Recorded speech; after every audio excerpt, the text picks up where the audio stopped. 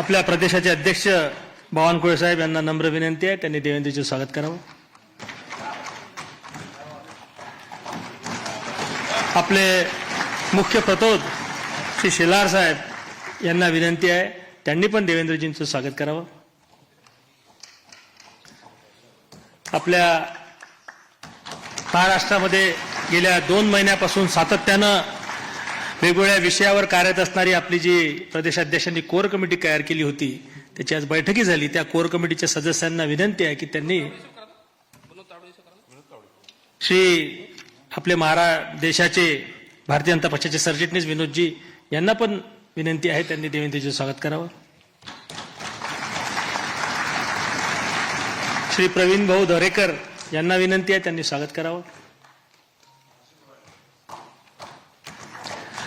आपल्या कोर कमिटीने मागच्या 2 महिन्यापासून अथक मेहनत घेतली. त्यांची आज सकाळी बैठकी झाली. कोर कमिटीच्या सदस्यांना विनंती आहे, त्यांनी सर्वांनी वरती येऊन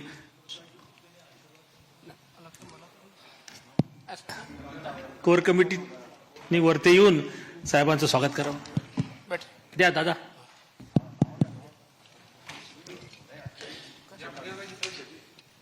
आपले विखे साहेब, सुधीर भाऊ, दादा, पंकजाताई, गिरीश भाऊ, चव्हाण साहेब, ते रवींद्र चव्हाण, संजय कुटेजी,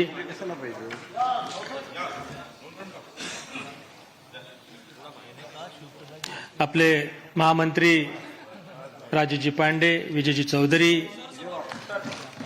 माधुताई नाईक, आपले आमदार विक्रांतजी पाटील. इसके बाद बाकी प्रक्रिया पूर्ण होगी. सभी को स्वागत करने का अवसर रुक के बाद में मिलेगा, तो बैठे रहेंगे अपने स्थान.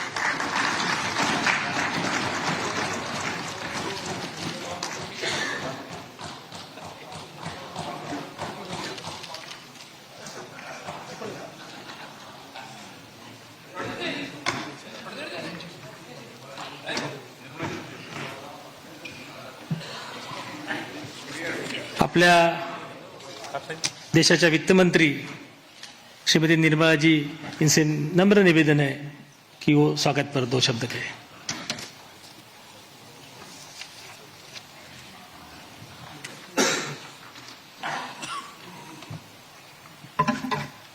आप सबको मेरा नमस्कार. और शुरुआत में ही नवनिर्वाचित एमएलए गण सबको मेरा बधाई. और इस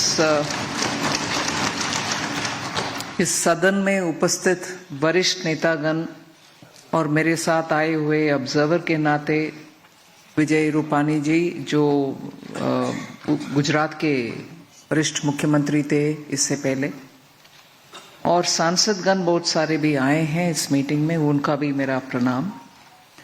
और अभी नवनिर्वाचित विधिमंडल के नेता के नाम में देवेंद्र फडणवीस जी का मेरा बधाई. और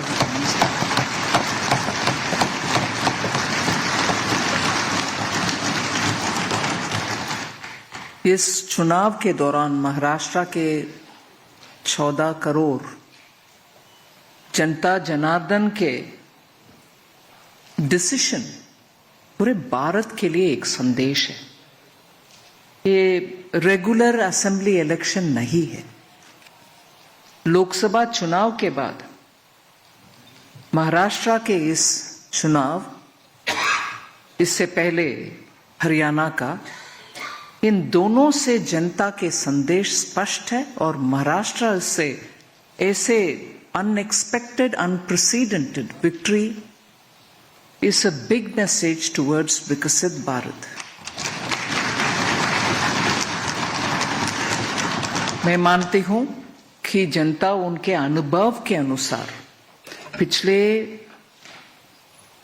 गठबंधन के सरकार जो कांग्रेस के नेतृत्व में चला, उसके वजह से महाराष्ट्र के पर्टिकुलरली और देश के लिए कितना अनसर्टनिटी और डेवलपमेंट के रास्ते में रुकावट पैदा हुआ, उससे जनता बहुत टायर्ड होकर के मन में उनको क्या चल रहा है हमारे महाराष्ट्र में, ऐसे भावना आकर के आज स्पष्ट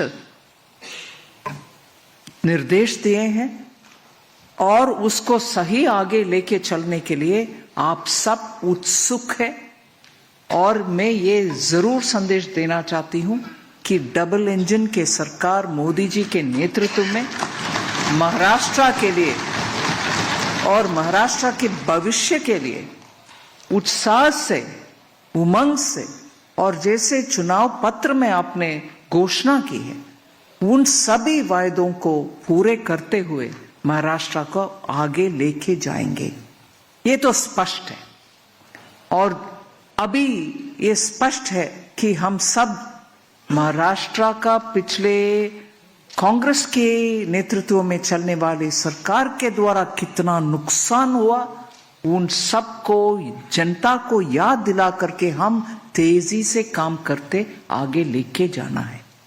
चाहे वो किसान के मामला हो, चाहे इंडस्ट्री का इन्वेस्टमेंट हो महाराष्ट्र में, चाहे हर रीजन का डेवलपमेंट हो महाराष्ट्र में, और प्रमुख बड़ा आज आर्टिफिशियल इंटेलिजेंस को उपयोग करते हुए हमारे ही युवा स्टार्टअप के रूप में इतना नए नए सोच के साथ सॉल्यूशंस दे रहे हैं भारत के इकोनॉमिक और आर्थिक व्यवस्था को सुधार करने के लिए।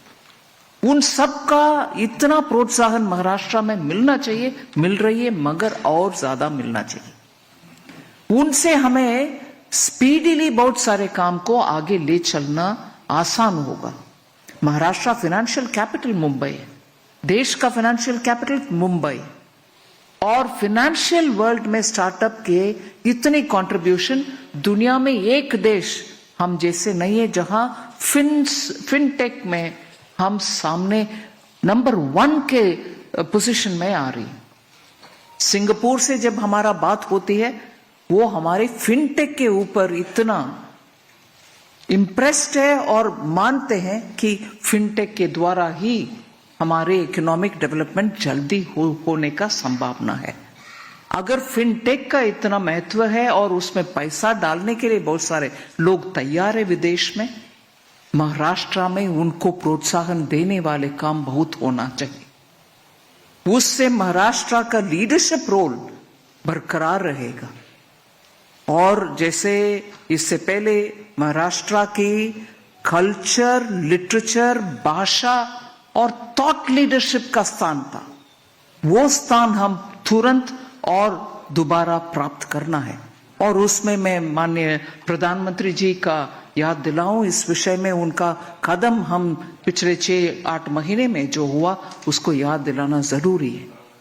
मराठी भाषा को क्लासिकल लैंग्वेज स्टेटस देना, और उससे पहले वरकरी संप्रदाय के लोग जुलाई में जब जाते हैं आषाढ़ के एकादशी के समय, उनके लिए वो कॉरिडोर बनाना, ये सब महाराष्ट्र और मराठी और महाराष्ट्र के थॉट लीडरशिप और कल्चरल लीडरशिप का प्रधानमंत्री जी प्रमुखता देते हैं, उसका एग्जाम्पल्स उदाहरण है।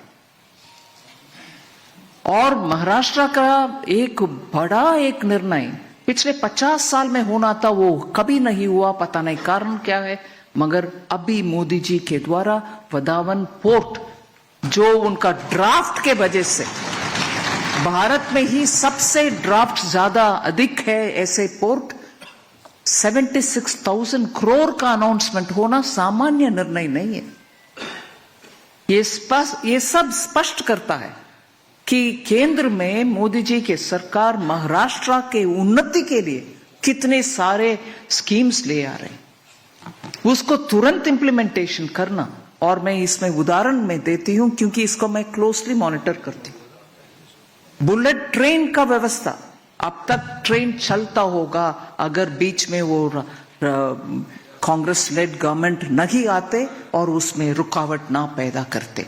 जापान से हमें इतना सस्ता से लोन मिला उस कारण, मगर डिले के कारण वो इधर उधर हो करके इतना कष्ट हम झेल रहे। ऐसे ही आ रहे शेड, मेट्रो का, कार्स का शेड, कितने डिले किसके लिए? मुंबई सबर्बन ट्रेन्स का भीड़ हम देख रहे हैं, उसमें जनता का सुविधा के लिए हम काम करने के लिए सामने आए, रुकावट पैदा करने वाले दूसरे पार्टी है। अभी मैं मानती हूं जनता इन सबको देख लिए और समझ लिए, इसलिए हमें इतना बड़ा सा मैंडेट दिए हैं। और इधर इस हॉल में नव निर्वाचित एमएलए गण के उत्साह देखकर मैं जरूर ये कहना चाहती हूं, मुंबई का अग्रणी स्थान हम तुरंत वापस ले आने के लिए काम करेंगे।